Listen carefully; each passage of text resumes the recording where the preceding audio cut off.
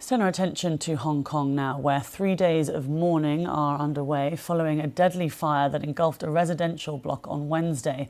So far, 128 people are known to have died. We can show you the scene there live now. The Disaster Victims Identification Unit has entered the site to assist in search and rescue and to confirm the identities of the deceased. The authorities say around 200 people are still missing. In the last few hours, Hong Kong's leader and top government officials stood in silence for 3 minutes at 8 a.m. local time, and flags have been flown at half-mast. Paul Marriott works as a teacher at Law Ting Pong Secondary School. He told me what he saw. I will just kind of go through what went down.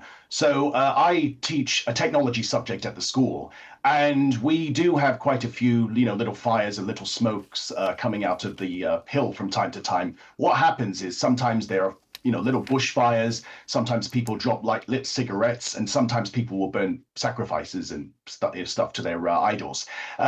So what happened was I was having a lesson. I just finished. I was doing my curriculum stuff in my room at the school in Tai Po, and I walked outside just to stretch my legs. And I had about 3 of my students say to me, Mr. Marriott, there's all that smoke. Someone's causing a fire. And I looked around and I saw all this smoke. It looked like it was emanating from the mountain, from the hill. And I just kind of figured, oh, it's no big deal. It's like someone probably just, started a little fire. They're burning leaves and what have you.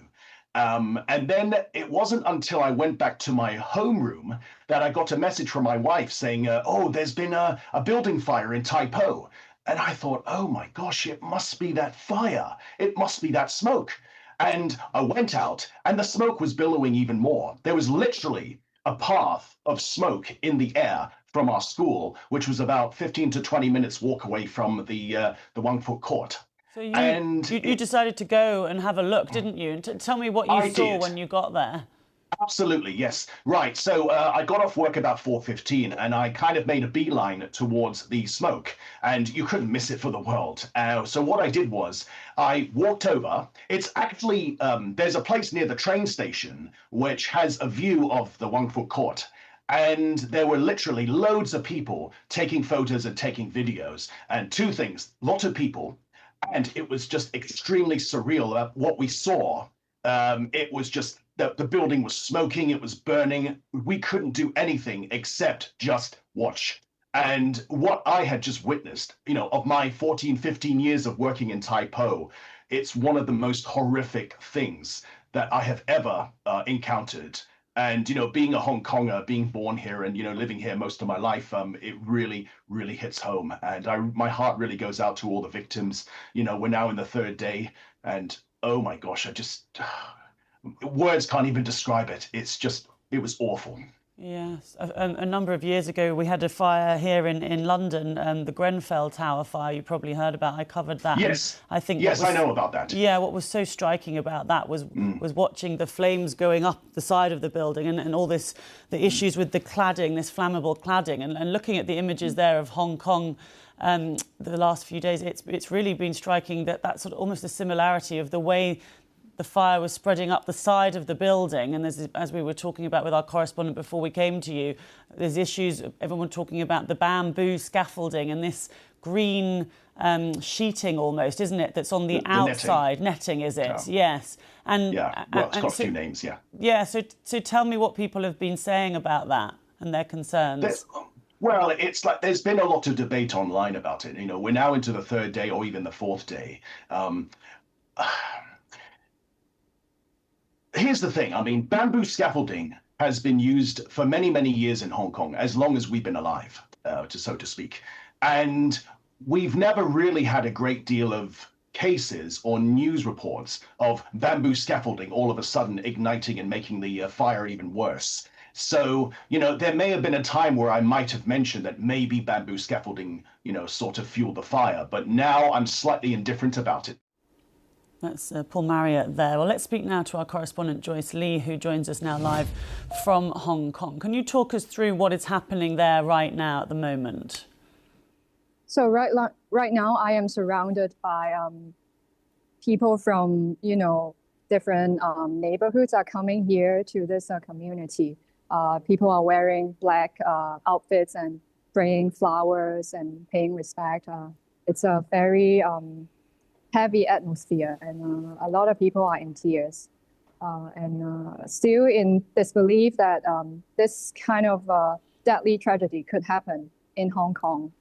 And a lot of people are demanding the government to start, an independent investigation into the case, especially if there's corruption behind. Like why is the construction companies using foam boards to cover up the windows, which led to the flames going up so quickly, and residents were not able to escape in time. And also, it was reported that some construction workers turned off the alarm bell for their convenience, and that also led to, the really devastating death toll.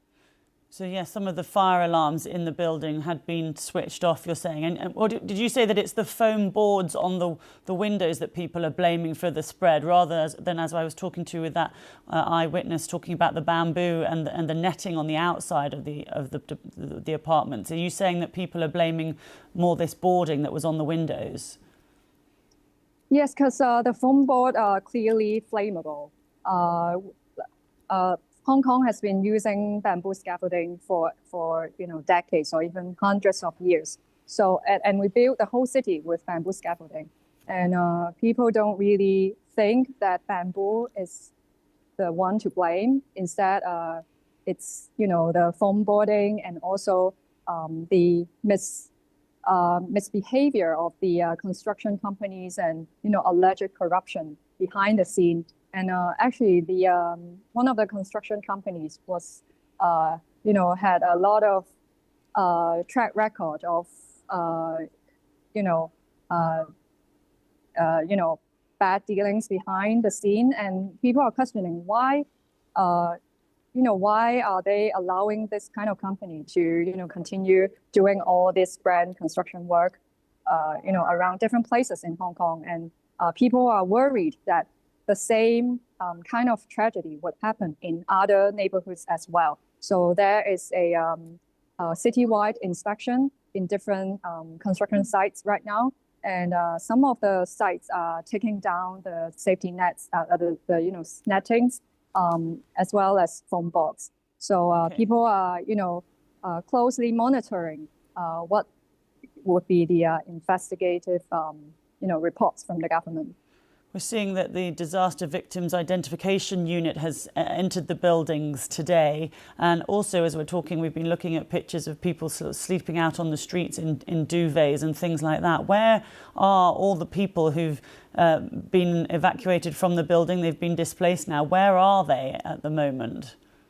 So there are actually quite a number of temporary shelters around the neighborhood. But some of the survivors, they insisted,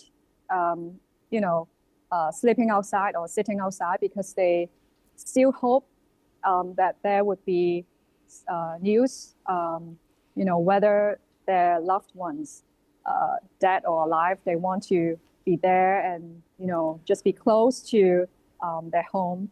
And that's why we see a lot of people, out here and also like chatting around, and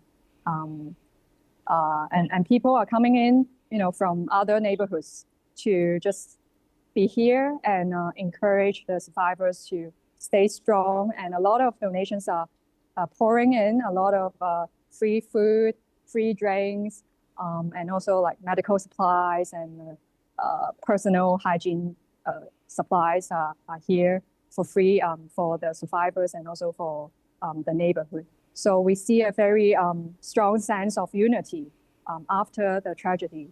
And a lot of people are, in tears today, wearing like black outfits, and people are still in shock and in mourning mode.